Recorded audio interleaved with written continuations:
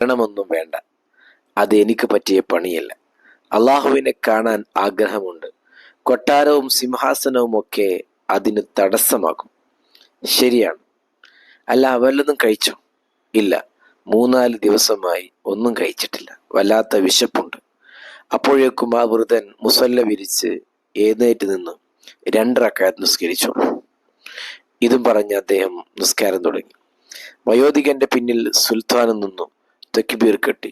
നിസ്കാരം കഴിഞ്ഞ് വലത്തോട്ട് സലാം വീട്ടിയപ്പോയല്ലോ അത്ഭുതം! വലിയൊരു ഭക്ഷണത്തളിക അവിടെ. നിസ്കാരം തുടങ്ങിയപ്പോൾ ഇത് കണ്ടിട്ടില്ലായിരുന്നു അവിടെ. പലതരം പഴവർഗ്ഗങ്ങൾ, പൊരിച്ചതും വരട്ടിയതുമായ മാംസാഹാരങ്ങൾ, തൊട്ടടുത്ത് ഭംഗിയുള്ളൊരു പാത്രത്തിൽ പാനീയം. രാജകൊട്ടാരത്തിലെ തീന്മേശ പോലെ. രാജകീയ സദ്യയെക്കുറിച്ച് സുൽത്താൻ അറിയാലോ.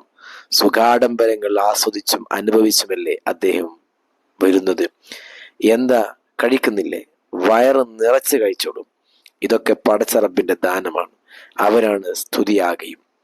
വയോധികൻ വിശദീകരിച്ചു. രാജാതിരാജന് ചില ശ്രേഷ്ഠരായ അടിമകളുണ്ട്. അവർ ഏറ്റവും അടുത്തവരാണ്. അള്ളാഹു പറയുന്നതായി മുത്തുനബി സല്ലല്ലാഹു അലൈഹി വസല്ലം പറഞ്ഞിട്ടില്ലേ? എൻ്റെ അടിമ പുണ്യകർമ്മങ്ങൾ ചെയ്ത് എന്നിലേക്ക് അടുക്കുമെന്ന്. തന്മൂലം അദ്ദേഹത്തിന്റെ കൈയും കാലും കണ്ണും കാതും മൂക്കും നാക്കുമൊക്കെ ഞാനാകുമെന്ന്. പിന്നെ മറ്റുള്ളവർ കാണാത്ത പലതും അവർക്ക് കാണാം, കേൾക്കാം. പിന്നെ അധികം ചിന്തിച്ചില്ല. നിഷിദ്ധം കലർന്നിട്ടില്ലാത്ത ഭക്ഷണമല്ലേ. സുൽത്താൻ നന്നായി കഴിച്ചു. വയറ് നിറയുവോളം കഴിച്ചു. ഓരോ പിടിയെടുക്കുമ്പോഴും തളികയിൽ ഭക്ഷണം പെരുകുന്നു. വല്ലാത്ത വറക്കത്തുള്ള സൽക്കാരം. എഴുന്നേൽക്കുമ്പോഴും തളിക ഭക്ഷ്യവസ്തുക്കളാൽ സമൃദ്ധം. തീറ്റ കഴിഞ്ഞപ്പോൾ വൃദ്ധൻ വന്ന് സുൽത്താന്റെ ചാരത്തിരുന്നു. മോനെ ഇബ്രാഹിമേ, നിന്നോട് എനിക്ക് ഒരു കാര്യം പറയാനുണ്ട്. അള്ളാഹുവിന് വേണ്ടിയാണല്ലോ നീ ജീവിക്കുന്നത്.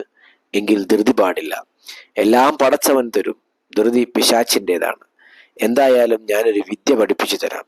പ്രയാസങ്ങൾ വരുമ്പോൾ അത് പ്രയോഗിച്ചാൽ മതി. ഇവിടെ ഞാൻ ഈ സൽക്കാരമൊരുക്കിയത് ആ വിദ്യ ഉപയോഗിച്ചാണ്. പക്ഷേ അത്യാവശ്യ ഘട്ടത്തിലേ പ്രയോഗിക്കാവൂ. വയോധികൻ ഇസ്മുൽ അഅ്ലം ഇബ്രാഹിമിന് പഠിപ്പിച്ചു കൊടുത്തു. ധ്യാനിച്ചിരുന്ന് അത് ഉരുവിട്ടാൽ ഉദ്ദേശ്യം പോലെ കാര്യങ്ങൾ നടക്കും. ജീവിതത്തിലെ ഓരോ നിമിത്തങ്ങളും ഓരോ പരിവർത്തന പടവുകളാണ്. ഈ വിജന പ്രദേശത്ത് വെച്ച് എനിക്ക് ഭക്ഷണം കിട്ടി. അടുത്ത അടിയാറുകൾക്ക് മാത്രം അറിവുള്ള ഇസ്മുൽ അഅ്ലം കിട്ടി. ഈ വയോധികൻ ഇത്തരത്തിൽ പടച്ചവനോട് അടുത്ത ആൾ തന്നെയാവണം. ചിന്തിച്ചിരിക്കുന്നതിനിടെ അയാൾ എങ്ങോ പോയി. ഇബ്രാഹിം കണ്ടില്ല.